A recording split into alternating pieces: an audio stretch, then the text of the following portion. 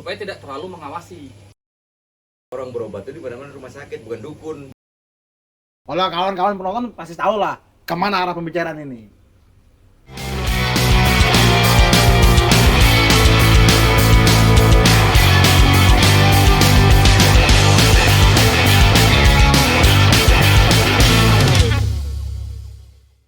Assalamualaikum warahmatullahi wabarakatuh. Waalaikumsalam.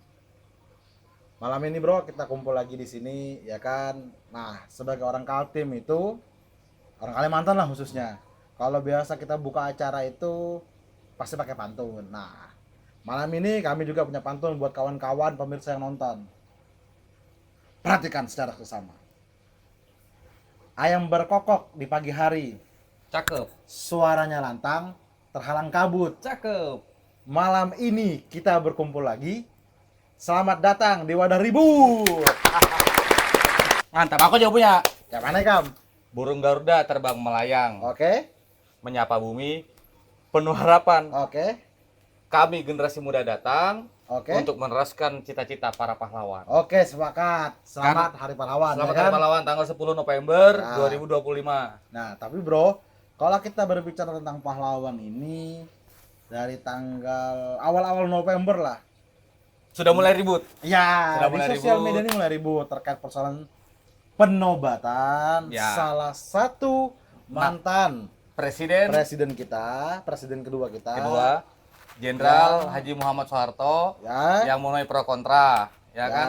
Karena terkait persoalan penobatan beliau jadi pahlawan, pahlawan ini. ya, karena dinilai terlalu cepat, juga dinilai kenapa sih kok harus Soeharto? Apakah tidak ada yang lain? Begitu ya kan?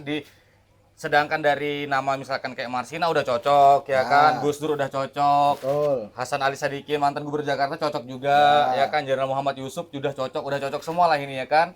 Kenapa kok tiba-tiba diusulkan oleh Sudono Center, begitu yang mengusulkan Sudono Center itu bro dari Jawa Tengah kalau nggak salah, Oke, dari Sudono Center. alasan beliau mengusulkan apa? Nah itu katanya Pak Soeharto ini, Jenderal Muhammad Soeharto presiden kedua ini sudah layak dan cocok serta memenuhi beberapa kriteria yang untuk bisa dititulkan dinobatkan sebagai pahlawan Republik Indonesia. Begitu. Tapi kan hari ini ya pasti kawan-kawan netizen juga sudah banyak berkomentar di platform sosial media manapun terkait persoalan penobatan Pak Soeharto ini. Nah, yang kudapat itu bro, dan juga kalau kita belajar dari sejarah, banyak kali penolakan terhadap penobatan Pak Soeharto ini. Ya. Karena ya kita pasti bicara terkait persoalan HAM. Bagaimana kalau misalkan seorang aktivis yang bernama Marsina. Kemudian penobatan tersebut berbarengan dengan Pak Harto. Nah, ini kan juga mencederai apa ya, nilai-nilai demokrasi ya, ya karena, kan? karena juga kan ini terlalu pro kontra gitu. Nah, Ya. persoalannya ada Marsina dinobatkan, Pak Soeharto dinobatkan, padahal dua hal ini juga dalam masa orde lama bergesekan. Bergesekan, Orde baru, ya. orde lama. Orde baru. Orde baru bergesekan.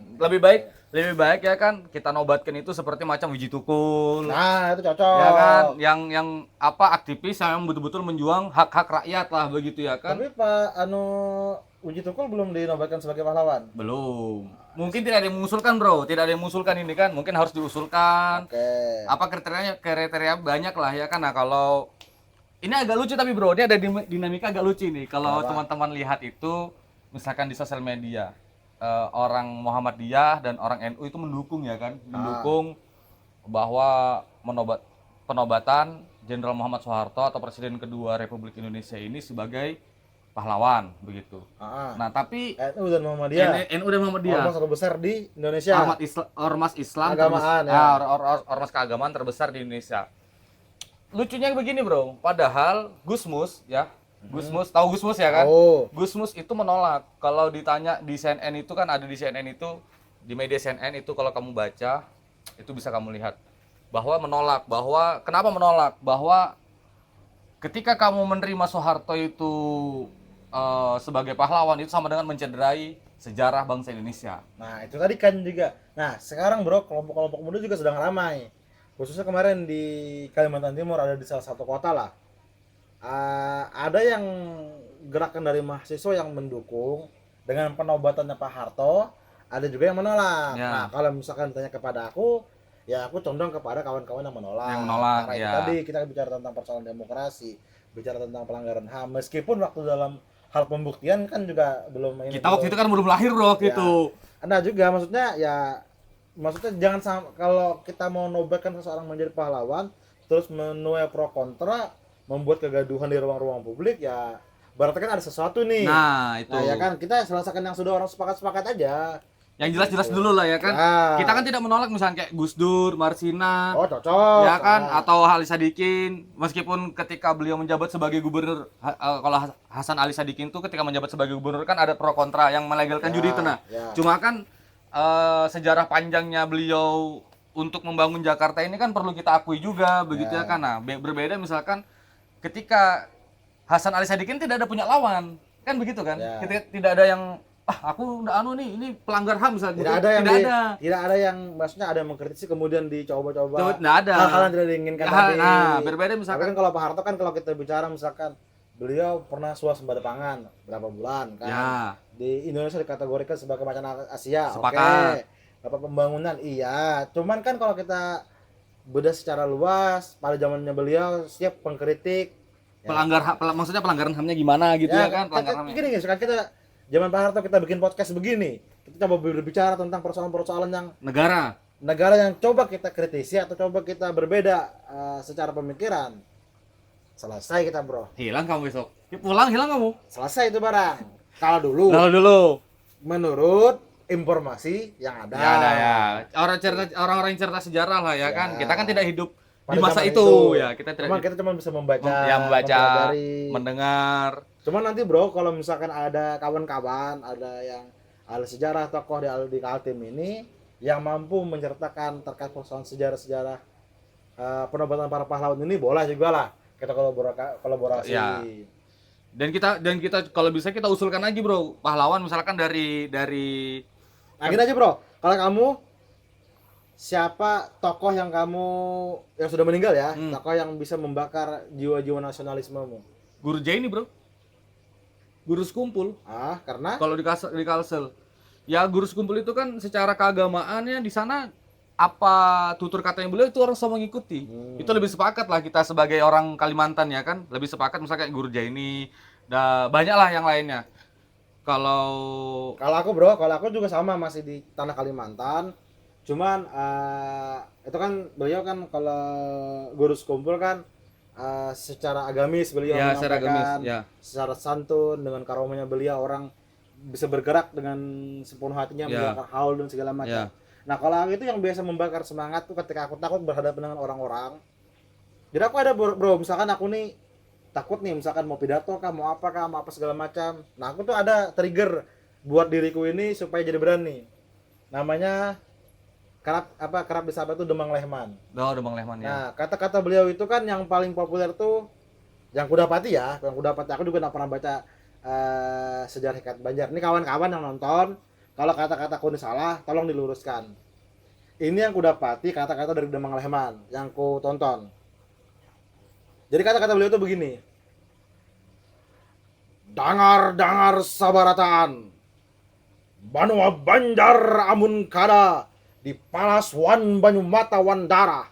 Malikit diikuti Walanda. Nah, itu kan artinya, Bro, ada kalimat seruan, ada pengumuman, ada ajakan yang penuh dengan semangat membara ya. Bahwa kan dangar sabarataan.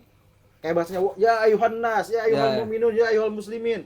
Kayak wahai semuanya, wahai kawan-kawanku. Tapi itu belum dinobatkan ya? Belum ada, apakah belum diusulkan mungkin juga ya kan? Nah, aku belum tahu kalau Demang Lehman ini posisinya di mana beliau. Sudah dinobatkan sebagai pahlawan kah atau belum? Tapi setahu aku kayaknya sudah dong, harusnya. Harusnya sudah ya kan dong. ya.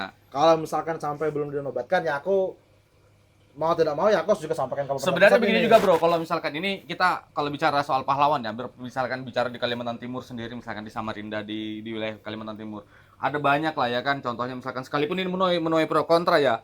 Kalau misalkan kita sama-sama menuai pro kontra, misalkan kayak Pak Sokani itu menurutku lebih realistis bro, sekalipun terlalu cepat lah, terlalu dini lah kalau kita menilai itu kan. Karena apa aku bilang menilai begitu?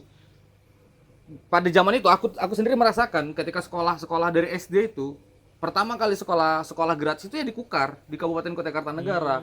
Masyarakat nggak peduli bro, mau dia apa tersangkut kasus korupsinya terakhir ya kan kita dengar 2011 kalau tidak salah tersangkut kasus korupsinya itu, kita nggak peduli soal itu, tapi dia jelas mensejahterakan masyarakat. Nah lebih ke sini lagi misalkan Suharna Abdul Patah, ya kan ada beliau kalau beliau ini mantan gubernur Kalimantan Timur itu lebih rela kalau misalkan di sini kan kalau sama-sama misalkan mau pro kontra ini ya kan. Nah hari ini kan juga Tapi maksudnya kalau maksudku ya itu jangan nobatkan lah yang masih di dalam pro kontra. Nah itu disterilisasikan dulu. nah itu ya. Kembali direkonsiliasi bagaimana posisi ini ya, namanya kita pahlawan kan artinya kan sama-sama yang kita cintai. Ya kita cintai. Tokoh tersebut sama-sama yang kita akan tiru. Gitu. Kita ingat sejarahnya. Sejarahnya kita jadikan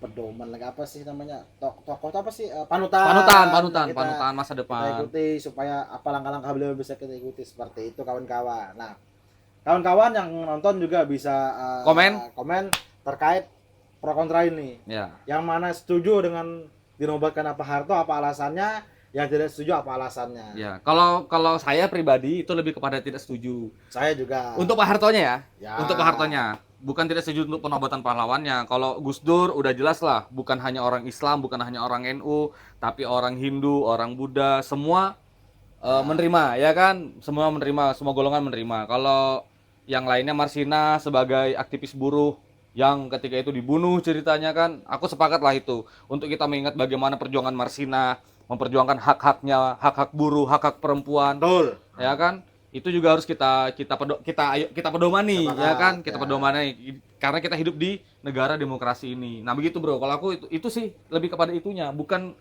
Dan yang menobatkan Pak Soeharto tadi kan diusulkan oleh Pak siapa? Sudono Center. Sudono Center. Bambang Sudono Center. Bambang Sudono Center.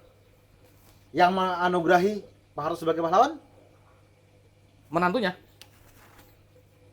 Menantu. Oh. Mantan menantunya. Pak Presiden. Prabowo Subianto. Oke, karena kita sudah berbicara ke arah presiden, lebih baik podcast ini kita akhiri. Kita tutup. Karena sedikit rawan, saya sudah mendengar suara sirena. Tapi kayaknya sirena Ambulan. Guys, deh.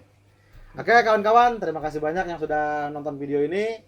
Jangan lupa di like, komen, dan di Subscribe. share juga. Share juga Oke. ke teman-teman kalian.